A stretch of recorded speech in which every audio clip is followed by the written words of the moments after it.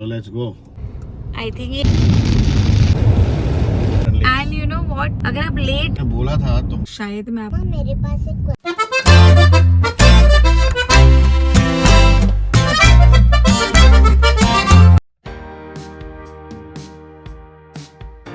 Hello guys, कैसे हैं आप सब। तो ये देखिए, ये तैयारी हो रही है एक ट्रिप पे जाने के लिए। यहाँ पे मैंने ममा अर्थ का फेस पैक लगाया है।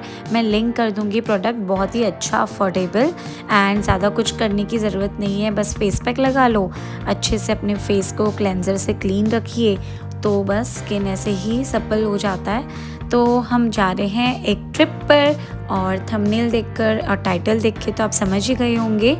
तो अभी देखो, जब हम घर से निकल रहे हैं तभी मौसम ऐसा हो रहा है, हल्की फुल्की बारिश होने की भी संभावना लग रही है और धूप भी है।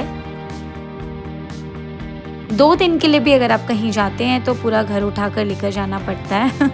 आप लोग बताना कि आप भी ऐसा करते हैं। I mean, सब कुछ लेके जाना ही पड़ता है, स्पेशली जब आप फैमिली के साथ जा रहे हैं। मैंने ऑनलाइन देखा था कि कैलगरी में 0 डिग्री 1 डिग्री हो रहा है।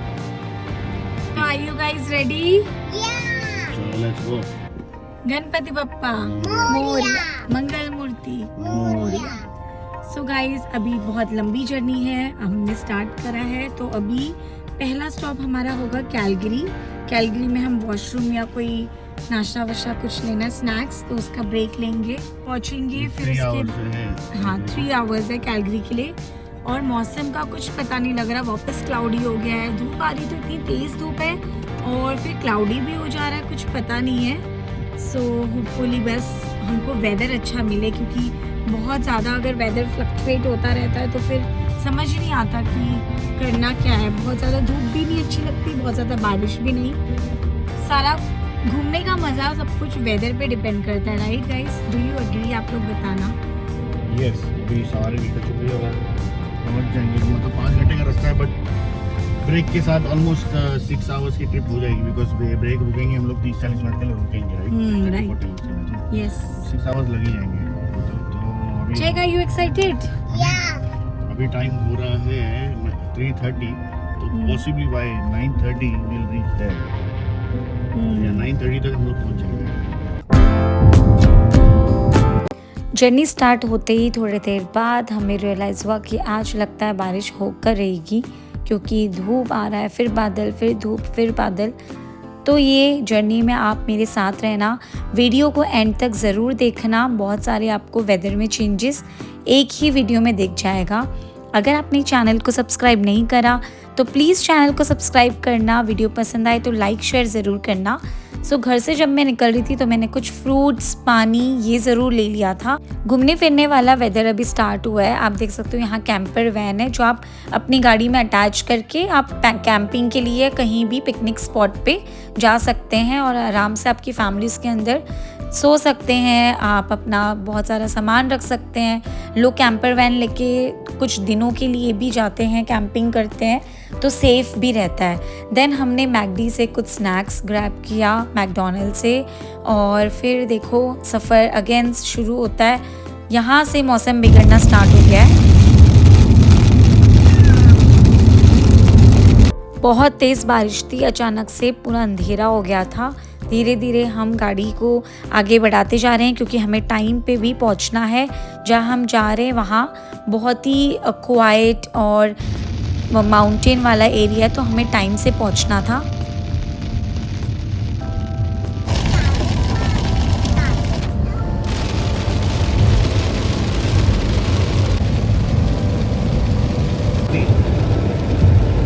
काफ़ी लंबे टाइम तक ये बारिश कंटिन्यू थी, वो भी बहुत ज़्यादा तेज़। थैंकफुली बिजली नहीं चमक रही थी।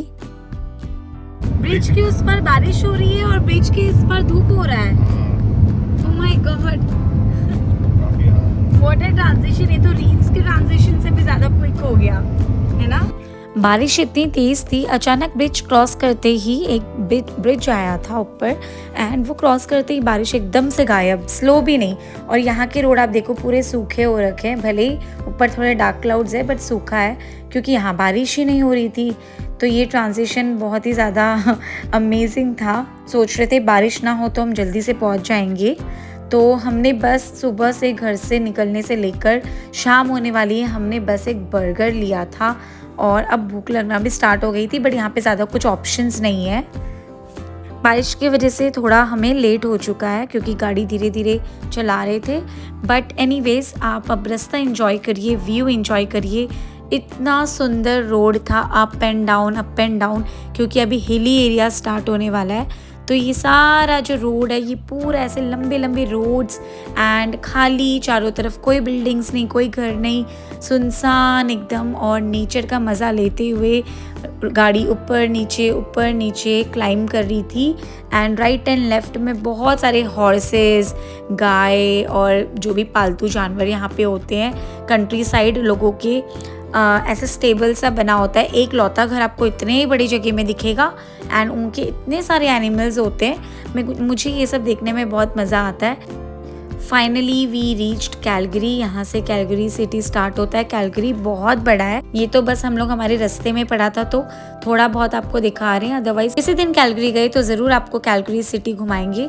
नीचे देखिए रेलवे ट्रैक है, इतना ब्यूटीफुल लग रहा था थोड़ा बहुत जो हमने ये सिटी देखा जाते और आते समय, क्योंकि यहाँ पे ना घर ऐसे छोटे छोटे से माउंटेन्स है, उसके ऊपर घर है, बहुत ज़्यादा ग्रीनरी था कैलगरी में, तो बहुत अच्छा लग रहा था। सुंदर है, एकदम साफ, और घर भी बहुत प्यारे प्यारे हैं। और यहाँ का जो व्यू है ना वो एकदम ऐसे फ्लैट लैंड नहीं है, कहीं कहीं पे ऐसे अप एंड डाउन छोटे छोटे से माउंटेन्स जैसे भी है, और पानी बह रहा है घर के बगल से।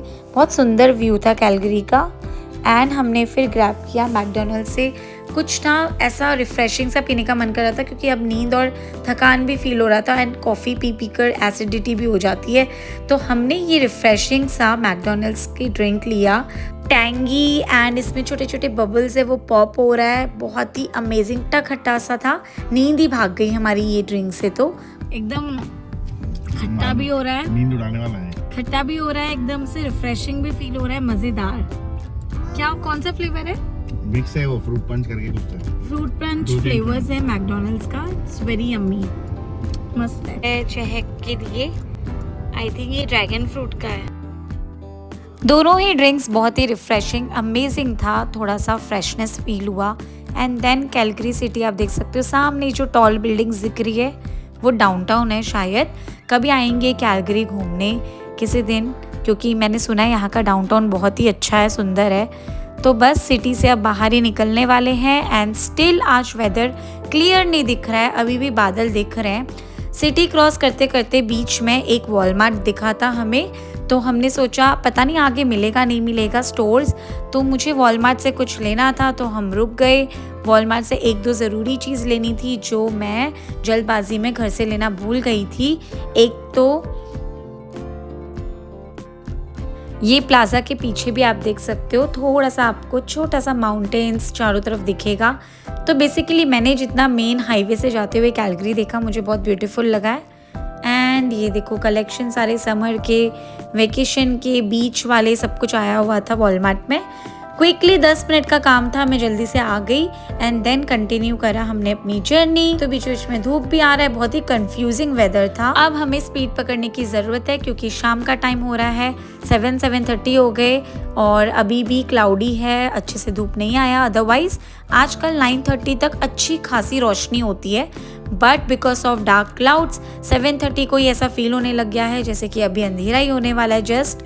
एंड हम थोड़ा सा वरीड थे कि हमें जल्दी पहुंचना है क्योंकि आगे आगे जो रास्ता है वो बहुत ही आइसोलेटेड होने वाला है, वहाँ पे कोई स्टॉप नहीं हम ले सकते हैं, तो हमें जल्दी जल्दी होटल पहुंचना था।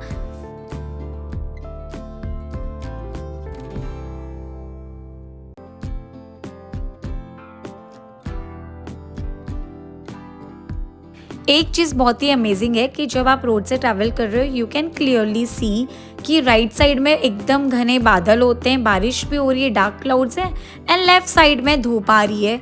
क्योंकि हमारा विजन बहुत दूर तक जा सकता है, पूरा प्लेन लैंड है, दूर दूर तक आप देख सकते हो, तो यू कैन क्लियरली सी कहाँ धूप है और कहाँ बारिश है, क्योंकि ये बहुत ही रेयर होता है ऐसा।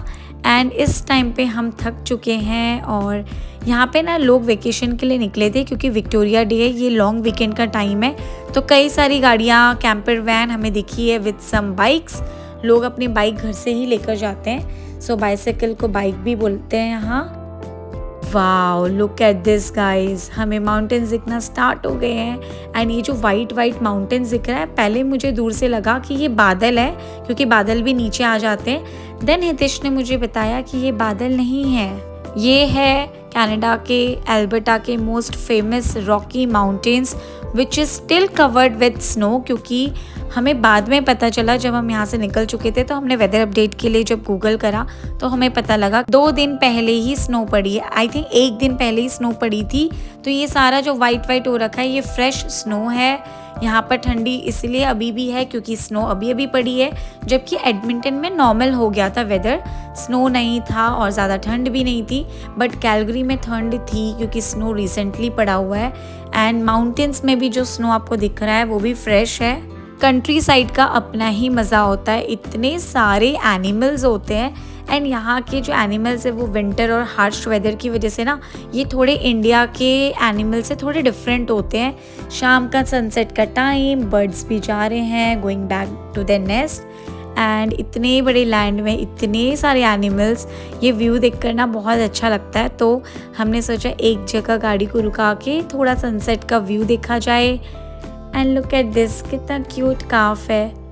अगर मैं आपको थोड़ा जल्दी दिखाती ना डे टाइम में, तो आप इस गाय को ना ध्यान से देखते कि वेदर के हिसाब से ना इनको नेचर ने इतना थिक मतलब हेयर्स दिए बॉडी में, तो ये दिखने में बहुत डिफरेंट लगते हैं एज़ कम्पेयर टू हमारे इंडिया के देसी गाय। रोड देखो कितना दूर तक आपको ये रोड दिख रहा है ना, ऐसे ऊपर को जा रहा है, फिर नीचे, फिर ऊपर, फिर नीचे।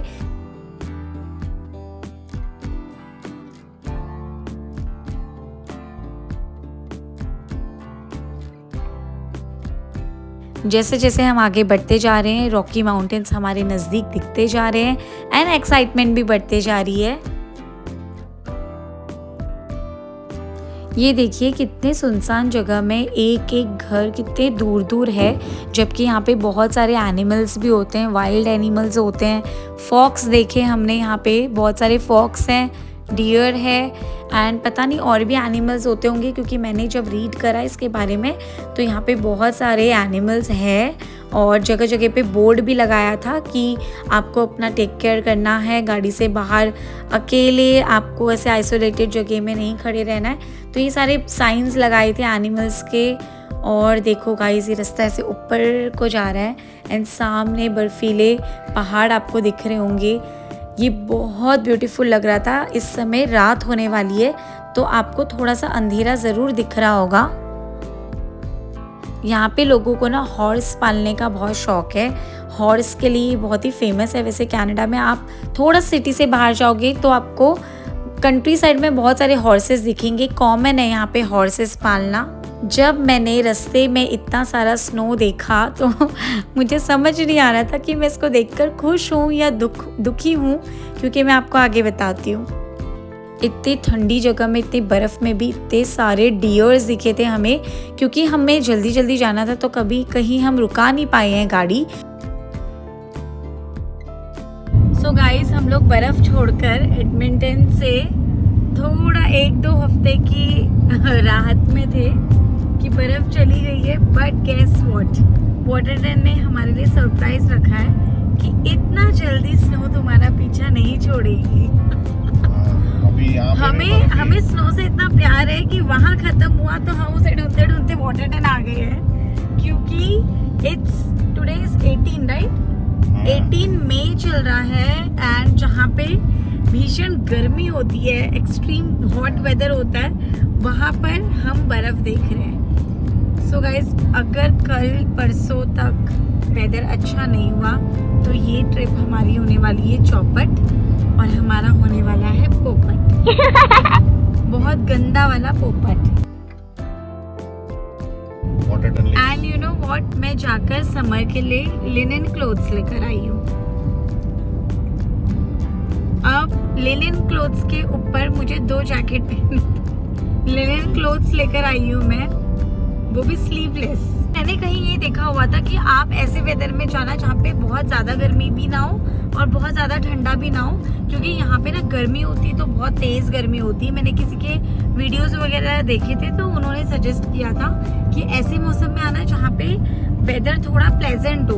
अगर आप लेट जाओगे तो बहुत ज़्यादा गर्मी होती है जिसमें घूमने लायक नहीं होता, इतनी गर्मी होती है कि सनबर्न हो जाता है। तो मुझे लगा यार मई एंड तक ठीक है, क्योंकि जून जुलाई से तो फिर बहुत ज़्यादा गर्मी हो जाती है। बट ये तो नहीं पता था कि स्नो अभी भी देखने को मिलेगा। यहाँ पर ना बहुत सारे डियर्स है ना। अभी बाइसन वाले पे आ जाएंगे आगे। बाइसन यहाँ पे बहुत ज्यादा डियर है, मतलब पूरा ग्राउंड जो राइट और लेफ्ट में जितना भी एरिया दिख रहा है सारे डियर्स ही डियर है। जैसे कि आपने पीछे रास्ते में देखा बहुत सारे गाय भैंस बैफेलो ये सब थे ना, बट अभी पूरे डियर ही डियर दिख रहे हैं। Look at this guys, so beautiful, कितना अच्छा लग रहा है ना। पानी में इसका रिफ्लेक्शन पड़ रहा है स्काई का एंड माउंटेन का। यहाँ से एंट्री पास लेना था बट ये अभी बंद है तो हमने नेक्स्ट डे लिया। तो इसका 1 नाइट का $25 था। आई थिंक ईच कार ऐसा होता है या पर फैमिली समथिंग ऐसे। तो हमारा 2 नाइट्स का यहाँ पे लिया था कुछ $49 समथिंग। पर अभी तो ये बंद था तो हमने नेक्स्ट डे लिया था जब हम यहाँ से पास हो रहे थे। And look at the Rocky mountains, ये अभी पूरा वाइट है बट क्या पता नेक्स्ट डे आप देखना कि यहाँ पे कैसा दिखता है। अभी तो रात है तो अंधेरे में इतना ज़्यादा क्लियर नहीं दिख रहा, बट अभी थोड़े प्रॉपर्टीज़ आना स्टार्ट हो गई थे यहाँ पे, जितने होटल्स एंड ऑल है। वैसे ये बहुत ही छोटा सा आइसोलेटेड प्लेस है, ज़्यादा यहाँ पे प्रॉपर्टीज़ नहीं है, ज़्यादा रेस्टोरेंट्स वगैरह नहीं है। तो हम तो जब आ रहे थे वैसे भी रात हो गई थी तो सारा कुछ बंद था, एक भी पर्सन आपको यहाँ नहीं दिख रहा है देखो, और सारे लाइट्स एंड ऑल सब बंद है, कोई नहीं दिख रहा था रोड पे हमारे सिवा। सारी गाड़ियाँ वाड़ियाँ सब कुछ, कोई भी गाड़ी पास नहीं हो रही है। ऐसा लग रहा था जैसे आधी रात को 2 बजे हम लोग पहुँचे हैं, जबकि 10 भी प्रॉपर बजे नहीं थे। आई थिंक 9:45 हो रहे थे एंड सब कुछ साइलेंट था, सब कुछ क्लोज था इस समय। देन हितेश गए हैं अभी रिसेप्शन पे, हम लोग पहुँच गए हैं जहाँ पे हमारा स्टे है। हम लोग पहुंच गए हैं। शायद मैं आपको रूम टूर कल दूंगी नेक्स्ट व्लॉग में, क्योंकि रात हो गया, ठीक से दिखेगा भी नहीं। आप लोग प्लीज़ लाइक शेयर कमेंट ज़रूर करना। एंड हम कहाँ पहुँचे हैं, कहाँ है, इसका डिटेल मैं आपको नेक्स्ट व्लॉग में दूंगी। Thank you so much for watching. Bye bye, take care.